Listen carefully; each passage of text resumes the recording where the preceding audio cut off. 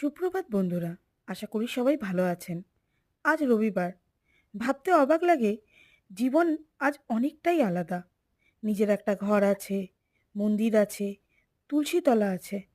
অথচ একদিন এগুলো কিছুই ছিল না আমার কাছে। 18তে বিয়ে, 20তে মা হওয়া। তারপর জীবনের সবথেকে বড় ঝড়, বাবাকে হারানো। খুঁজে পাচ্ছিলাম না কি করব। ভাবতে অবাক লাগে, বাবার রাজকন্যা যে কোনোদিন এক গ্লাস জল নিয়ে খেত না, সে কেমন অবলীলায় 40টা রুটি রোজ করত। বাসন মাজা, ঘরের যাবতীয় কাজ তো বাদই দিলাম। তারপরও কারোর কাছে কোনোদিন প্রোৎসাহন পেতাম না। মনে হতো জীবনটা যদি শেষ করে দেয়া যেত তাহলে মন্দ হতো না। এত কষ্টে যে আমায় বিনা স্বার্থে সবসময় ভালোবেসে গেছে, সে হলো ঈশান।